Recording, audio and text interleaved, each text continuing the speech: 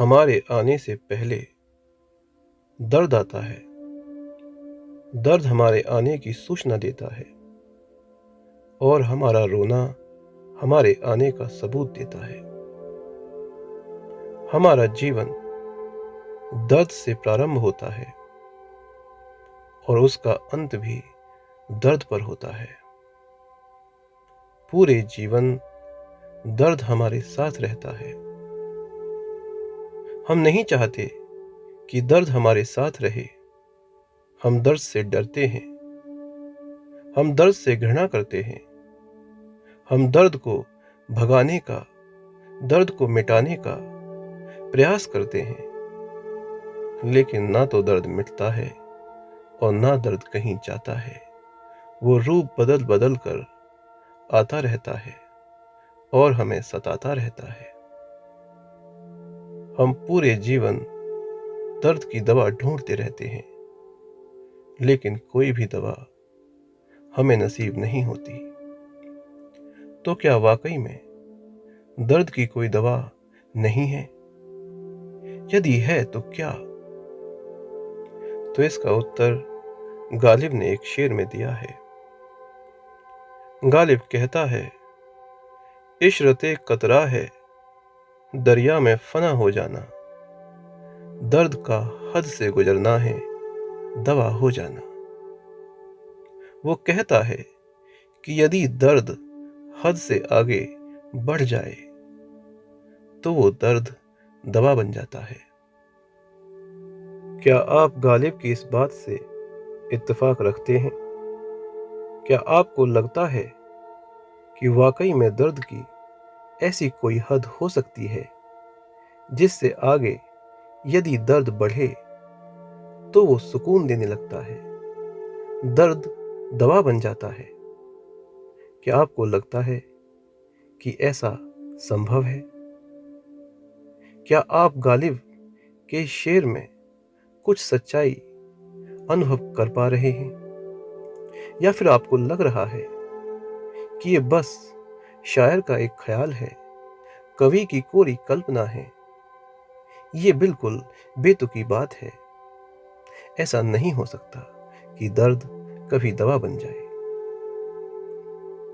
तो चलिए थोड़ा विचार करते हैं कि ऐसा हो सकता है या नहीं। तो सबसे पहले हम इतिहास पर दृष्टि डालेंगे और यह जानने का प्रयास करेंगे कि क्या कोई ऐसा इंसान आज तक पैदा हुआ है जिसने दर्द को दवा बनाया हो। और जब हम इतिहास का सही तरह से अध्ययन करते हैं तो हम पाते हैं कि जिन व्यक्तियों को हम महान कहते हैं, उन महान व्यक्तियों के जीवन में एक दर्द छुपा हुआ होता है। उसी दर्द ने उन व्यक्तियों को महान बनाया था। यदि वो दर्द ना होता तो वो व्यक्ति कभी भी महान ना बन पाते। हर महान व्यक्ति की महानता के पीछे एक दर्द होता है। जो आदमी दुख से, दर्द से डरता है, दूर भागता है, वो कभी महान नहीं बन सकता।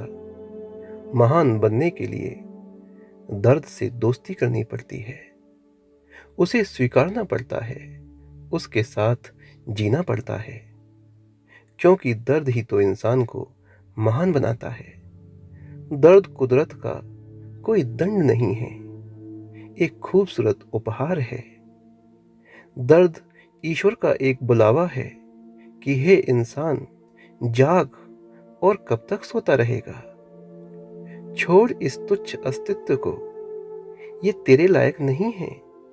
अपनी दिव्यता को पहचान। देख, तेरा एक महान अस्तित्व तेरी प्रतीक्षा कर रहा है। दर्द हमें जगाने के लिए आता है, ऊपर उठाने के लिए आता है। दर्द मानव को महामानव बनाने के लिए आता है। दर्द बुद्धू को बुद्ध बनाने के लिए आता है।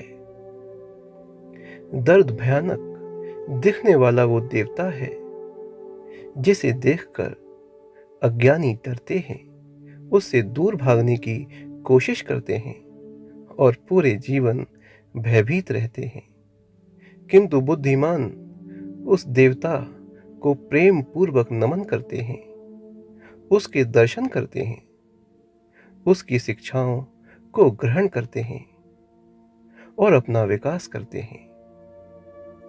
अब आपके मन में एक जिज्ञासा उठ रही होगी कि दर्द को देखने का भला वो कौन सा दृष्टिकोण है जिससे देखने पर दर्द हमें देवता सा दिखने लगता है, और दर्द की वो कौन सी हद है जिसे पार करते ही दर्द दवा बन जाता है, सुकून देने लगता है। तो इस प्रश्न का उत्तर पहले हम गौतम बुद्ध के जीवन में खोजने का प्रयास करेंगे। फिर इस प्रश्न का उत्तर मैं आपको अपने 9 वर्षों के आध्यात्मिक अनुभवों के आधार पर अपने ही जीवन से दूंगा, और अंत में मैं आपको 30 मिनट की एक गाइडेड मेडिटेशन कराऊंगा, जिसमें मैं आपको एक मौका दूंगा कि आप स्वयं दर्द के चरित्र को समझ पाएं और ये जान पाएं कि दर्द आपका शत्रु नहीं है, वो कुछ सिखाने के लिए ही आपके सामने प्रकट हुआ है। तो चलिए प्रारंभ करते हैं गौतम बुद्ध से। भगवान बुद्ध का जीवन चरित्र तो हमने सुन रखा है, हमें पता है कि किस तरह से राजकुमार सिद्धार्थ एक रोगी, बूढ़े और मृत व्यक्ति को देखकर वैराग्य को प्राप्त हुए। तो बुद्ध ने जब दुखों को सही तरह से देखा तो दुखों से दूर जाने के लिए उन्होंने संन्यास का रास्ता अपनाया।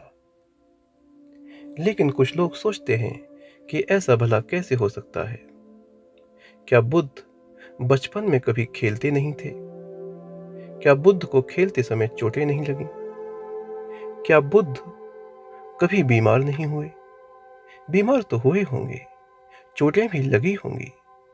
दर्द का अनुभव तो बुद्ध ने बचपन से लेकर युवावस्था तक किया होगा, लेकिन उस दर्द की वो तीव्रता नहीं थी जो राजकुमार को जगा सके। राजकुमार को जगाने के लिए दर्द की तीव्रता और राजकुमार की संवेदनशीलता दोनों का बढ़ना जरूरी था, क्योंकि दर्द की तीव्रता इस बात से तय होती है कि उसको अनुभव करने वाले की संवेदनशीलता कितनी है। जो आदमी जितना संवेदनशील होता है उसके लिए दर्द उतना ही तीव्र होता है, और जो आदमी जितना संवेदनहीन होता है उसके लिए दर्द उतना ही कम होता है। जब बुद्ध की संवेदनशीलता साधारण मनुष्य की संवेदनशीलता से बहुत आगे निकल गई तो उसी अनुपात में बुद्ध का दर्द भी बढ़ गया और दर्द ने भी सारी हदों को तोड़ दिया। कुछ साधारण से दृश्य जिन्हें सामान्य मनुष्य अपने जीवन में न जाने कितनी बार देखता है और जिन्हें देखकर वो आराम से जीता रहता है, उस पर कोई फर्क नहीं पड़ता, ऐसे बुढ़ापे, रोग और मृत्यु के दृश्यों को देखकर सिद्धार्थ की नींद उड़ गई। सिद्धार्थ को वैराग्य की प्राप्ति हुई। सिद्धार्थ को पूरा जीवन दुखों में डूबा हुआ दिखाई देने लगा और उन्होंने संकल्प किया कि वो दर्द को मिटा देंगे। न केवल अपने जीवन से मिटा देंगे, अपितु पूरी मनुष्य जाति से दर्द का अस्तित्व खत्म कर देंगे। वो एक ऐसा मार्ग खोजेंगे जिस पर चलकर कोई भी मनुष्य दर्द से मुक्त हो सकता है। लेकिन ऐसा करने के लिए दर्द को पहले समझना पड़ेगा, दर्द का सामना करना पड़ेगा, दर्द से मिलना पड़ेगा। इसीलिए सिद्धार्थ ने भोग विलास से भरे हुए आरामदायक जीवन को छोड़कर दुखों को गले लगाया। रामचरितमानस में एक वृतांत आता है जहां गरुण और काकभूषुंड आपस में बातचीत करते हैं। गरुड़ पूछते हैं कि संसार में सबसे बड़ा दुख क्या है? तो काकभूषण उत्तर देते हैं कि संसार में सबसे बड़ा दुख दरिद्रता है। जिस दरिद्रता से जन सामान्य पूरे जीवन डरता है, उस महादरिद्रता को सिद्धार्थ ने स्वीकार किया। वो भीख मांगकर खाने लगे, फटे पुराने वस्त्रों को सीकर पहनने लगे, जंगलों में रहने लगे और ऐसी ऐसी दर्द की साधनाएं करने लगे जो दर्द की चरम अवस्था का उन्हें अनुभव करा सकें। तो सिद्धार्थ ने ढंग से दर्द का सामना किया, दर्द को समझने का प्रयास किया, किंतु जो सिद्धार्थ का तरीका था वो गलत था। ये वही पुराना तरीका था जो प्राचीन समय से आज तक प्रचलित है, और वो तरीका है दर्द को सहने का तरीका। किसी उच्च शक्ति को प्रसन्न करने के लिए दर्द को सहना, अपने पापों को खत्म करने के लिए या उनके प्रायश्चित के लिए दर्द को सहना। आज भी ऐसी बहुत सारी साधनाएं लोग करते हैं। उसी प्रकार की साधनाएं सिद्धार्थ गौतम ने की। सिद्धार्थ जब दर्द की चरम सीमा पर पहुंच गए, जिससे आगे सिर्फ मृत्यु ही मिलती है, तो सिद्धार्थ को समझ आ गया कि दर्द की चरम अवस्था का अनुभव करने से कुछ नहीं होगा। इससे आगे तो बस मृत्यु ही मिलेगी, ज्ञान मिलने की कोई संभावना नहीं है।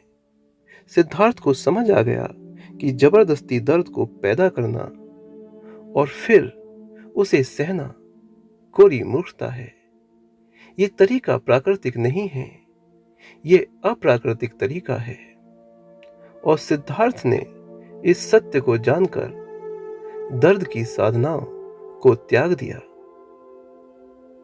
सिद्धार्थ को समझ आ गया कि प्रकृति से लड़ना बेकार है, और जब उन्होंने प्रकृति से लड़ना बंद कर दिया, प्रकृति के साथ छेड़खानी बंद कर दी और प्रकृति को स्वीकारना प्रारंभ कर दिया, तो प्रकृति ने उन्हें बड़ी आसानी से उस शांति के दर्शन करा दिए जिसे ढूंढने के लिए वो 6 वर्षों से कठिन साधनाएं कर रहे थे।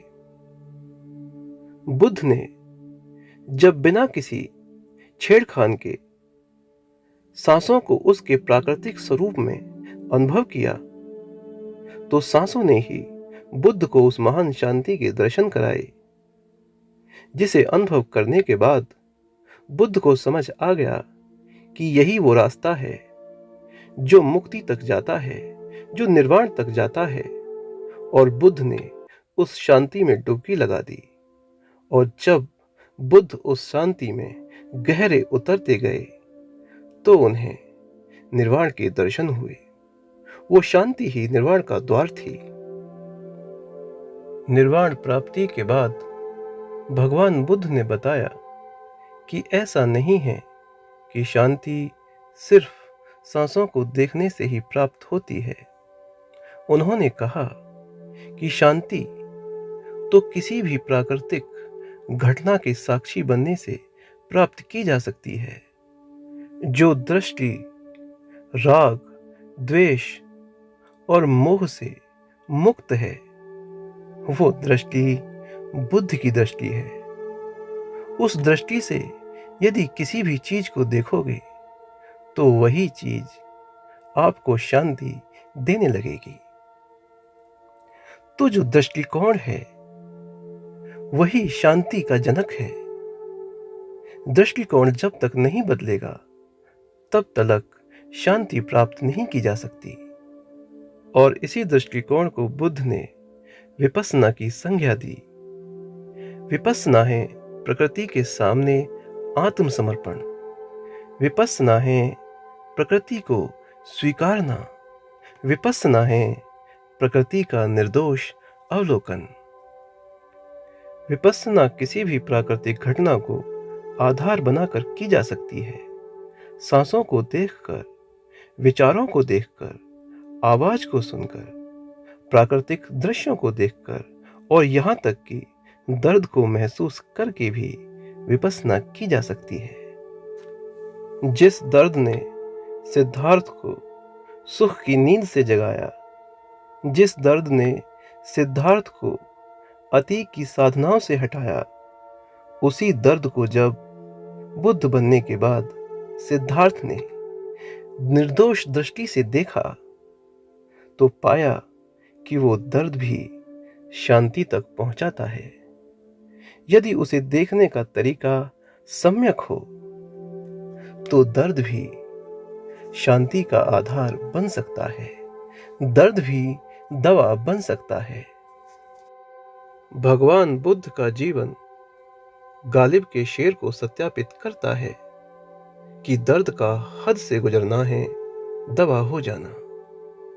दर्द ना होता तो राजकुमार सिद्धार्थ कभी गौतम बुद्ध ना बन पाते। सिद्धार्थ को सुख भरी नींद से जगाने वाला दर्द था। तपस्वी सिद्धार्थ को यह समझाने वाला कि तप से कुछ नहीं होगा, अति की साधनाओं से कुछ नहीं होगा, ये बात समझाने वाला भी दर्द ही था। दर्द ने ही राजकुमार सिद्धार्थ को गौतम बुद्ध बनाया और भगवान बुद्ध ने दर्द को आधार बनाकर किस तरह शांति तक पहुंचा जा सकता है, ये भी पूरी मानवता को सिखाया। तो भगवान बुद्ध ने बताया कि जिस दर्द से तुम डरते हो वो दर्द ही दवा है। दर्द को स्वीकारो, दर्द को निर्दोष दृष्टि के साथ देखो तो दर्द से ही शांति का झरना फूट पड़ेगा। तो अभी तक आपने भगवान बुद्ध के जीवन में दर्द के महत्व को समझा। अब मैं आपको अपनी कहानी सुनाऊंगा जिसमें भी दर्द ने वही काम किया है जो सिर्फ और सिर्फ कोई देवता ही कर सकता है। दर्द मेरे लिए एक देवता है जिसने मुझे सुख की नींद से जगाया, ईश्वर का साक्षात्कार कराया, बुद्ध को समझाया और उसने मुझे इस काबिल बनाया कि आज मेरे लिए दर्द एक सबसे आसान मेडिटेशन ऑब्जेक्ट बन गया है। तो मेरे आध्यात्मिक जीवन में दर्द का एक विशेष महत्व है जिसकी चर्चा मैं विस्तार से करूंगा। और जैसा कि मैंने आरंभ में कहा था कि मैं आपको 30 मिनट की गाइडेड मेडिटेशन भी कराऊंगा। तो ये दोनों काम मुझे करने हैं, किंतु आज नहीं। आज इस वीडियो में बस इतना ही।